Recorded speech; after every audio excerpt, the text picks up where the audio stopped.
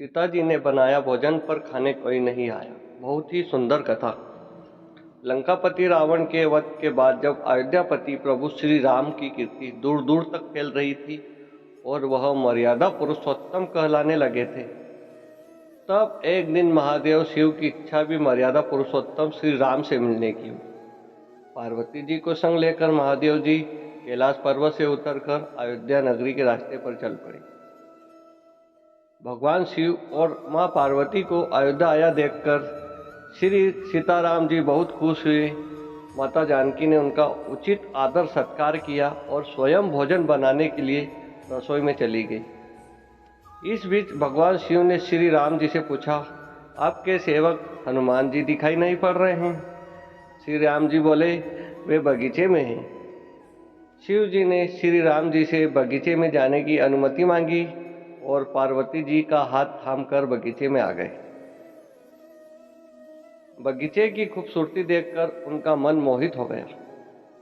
आम के घने वृक्ष के नीचे हनुमान जी दिन दुनिया से बेखबर गहरी नींद में सोए थे और एक लय में खर्राटों के राम नाम की ध्वनि उठ रही थी। चकित होकर शिव जी और माता पार्वती जी एक दूसरे की ओर देखने लगे। माता पार्वती जी मुस्कुरा उठी और वृक्ष की डालियों की ओर इशारा किया। राम नाम सुनकर पेड़ की डालियां भी झूमने लगी थी और इनके बीच से भी राम नाम उच्चारित हो रहा था।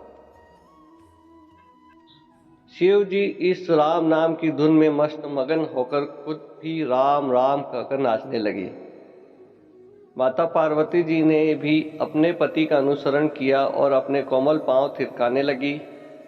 शिव जी और पार्वती जी के नृत्य से ऐसी झनकार उठी कि स्वर्ग लोक के देवतागण भी आकर्षित होकर बगीचे में आ गए और राम नाम की धुन में सभी मस्त हो गए। माता जानकी भोजन तैयार करके प्रतीक्षारत थी, परंतु संध्या गिरने तक भी अतिथि नहीं पधारे। तब अपने देवर लक्ष्मण जी को बगीचे में भेजा।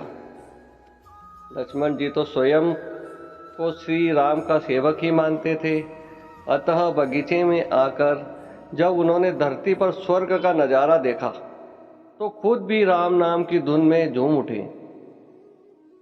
महल में माता जानकी परेशान हो रही थी कि अभी तक भोजन ग्रहण करने कोई भी क्यों नहीं आया।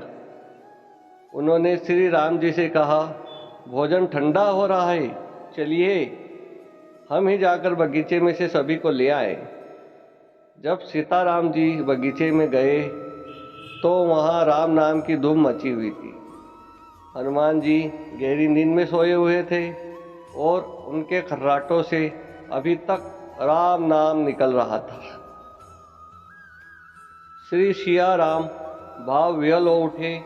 राम जी ने हनुमान जी को नींद से जगाया और प्रेम से उनकी तरफ निहारने लगे। हनुमान जी प्रभु को आया देख शीघ्रता से उठ खड़े हुए। नृत्य का समाभंग हो गया। शिव जी खुले कंठ से हनुमान जी की राम भक्ति की सराहना करने लगे। हनुमान जी संकुचाए लेकिन मन ही मन खुश हो रहे थे। श्री सिया राम ने भोजन करने का आग्रह भगवान शिव जी से किया। सभी लोग महल में भोजन करने के लिए चल पड़े। माता जानकी भोजन परोसने लगी। हनुमान जी को भी श्री राम जी ने पंक्ति में बैठने का आदेश दिया। हनुमान जी बैठ तो गए, परंतु आदत ऐसी थी कि राम जी के भोजन करने के उपरांत ही सभी लोग भोजन करते थे। आज श्री राम के आदेश से पहले भोजन करना पड़ रहा था। माता जानकी हनुमान जी को भोजन परोसती जा रही थी, पर हनुमान जी का पेट ही नहीं भर रहा था। सीता जी कुछ समय तक तो उन्हें भोजन परोसती रही, फिर समझ गई इस तरह से तो हनुमान जी का पेट नहीं भरेगा। उन्होंने तुलसी के पत्ते पर राम नाम लिखा और भोजन के साथ हनुमान जी को परोस दिया।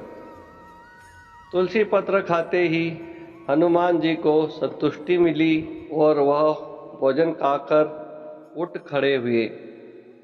भगवान शिव ने प्रसन्न होकर हनुमान जी को आशीर्वाद दिया कि आपकी राम भक्ति युगों युगों तक याद की जाएगी और आप संकट मोचन कहलाएंगे।